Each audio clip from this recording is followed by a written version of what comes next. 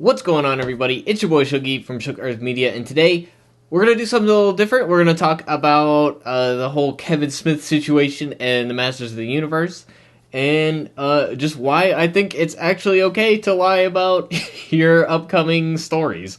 Now, I will say I don't care about He-Man. This is not a review of Masters of the Universe. It might be a bad decision story-wise. I don't actually know. I don't have context. So this isn't a review of that show.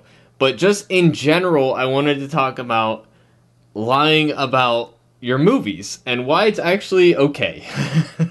So he apparently, with the whole, it's advertised as a He-Man show. He-Man gets killed off in the first episode, and then he doesn't really show up until like part 2 or something, and then apparently he's not even really in that much. Now, whether or not that's a good decision, I would lean towards probably not. You know, people wanted a He-Man show, and you're not giving them that. That's not really what people wanted. But he did come out and say that it is a He-Man show, and he's not gonna die, and stuff like that. And I just want to say that it's totally fine to lie about it. We'll get more into that first. I just want to address up front that he's directly called out one particular content creator, Clownfish TV, which I highly enjoy, a great content creator, but they said they had an inside source that revealed the truth of it, and he called them out specifically and said that it wasn't true. And that's, to me, that is a mistake. Calling out a particular creator who actually had the truth about the matter and lying about it, about them, is wrong, in my view. But if he didn't bring them into it and just made a general statement, like, hey, it's actually, you're hearing a lot of rumors, but it's actually not true, just wait till the show comes out, I think that's totally fine. And there's, the main reason is that if you have a surprise in your storyline, why would you don't want to give that away right away. And an example that I can think of is Alfred Hitchcock when he made Psycho. Now, a lot of people don't know, but before Psycho came out, when you bought a ticket to a movie, you just walked into the theater whenever, like, they would just play the movie on a loop, and wherever it was when you started, you didn't have to start the movie at the beginning. There was no show times or anything. You just show up to the theater, you buy your ticket, you sit down, and if it was in the middle of the movie at that point, you watched it from that point. And then the movie would go to the end, and then if you're interested to see how it led to that point, you would see the beginning and lead up to it. Alfred Hitchcock, when he made Psycho, he wanted so badly to hide the fact that there was a plot twist at the beginning. If you don't know, there's a main character at the beginning of Psycho, was advertised as the main character, gets killed off right away. And it's a big surprise. It's a big shock, especially at the time. It's less shocking nowadays because we have a bunch of examples of stories like that. But back then it was really surprising, and he wanted to preserve that surprise. He didn't want anybody to come into the film in the middle of it and not see that opening. So he forced movie theaters to show it from the beginning only. You had to be there at the beginning of the movie or you weren't going to get in. And that was a revolution at the time. Nobody had ever done that before that I know of. So that was the first big movie to force people to go into the theater at the beginning to preserve a secret that he lied about. And it's perfectly okay that he did that because that's the big surprise. That's what made it so shocking. And that's just, like, it's so important to the future of cinema that he made that decision. So I, for one, am totally okay with Alfred Hitchcock lying about that. So it's totally fine to lie about it. Another example I can think of, we talk about Walking Dead on this channel all the time. Season 4 of Walking Dead, they're in Terminus. They go to this place called Terminus. It's the end of the, like, railroad tracks.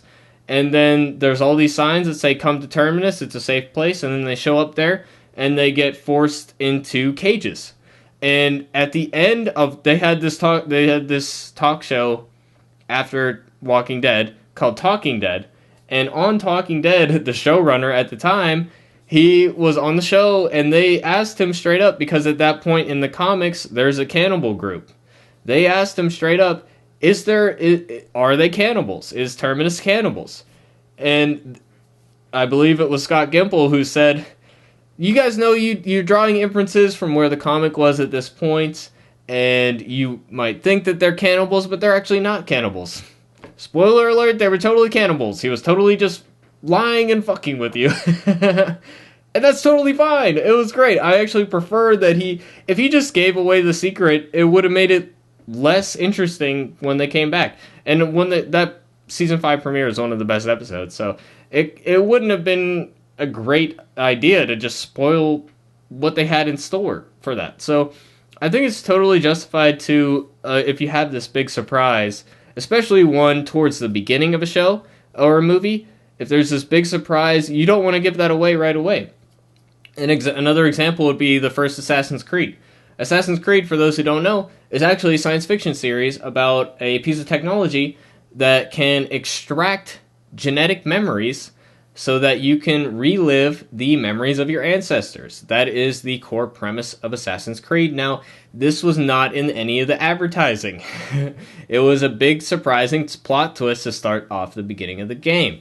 They advertised it as a purely historical piece of fiction.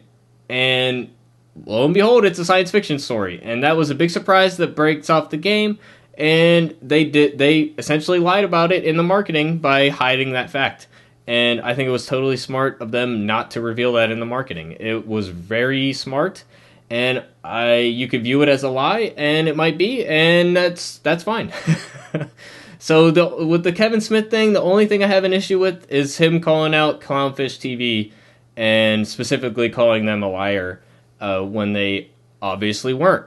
So that's the only issue I have. And so if he didn't call them out specifically, I wouldn't have any issue with what he did. Now, again, like I said, the show, it might be total crap. I don't actually know or care. I'm not going to watch it. Just full disclosure.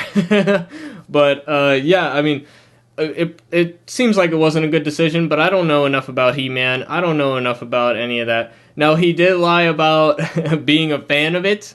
That's another thing you don't have to do. He's on record on film saying that he didn't care for He-Man growing up, and then once the show's about to come out, he's like, oh yeah, I was this huge He-Man fan.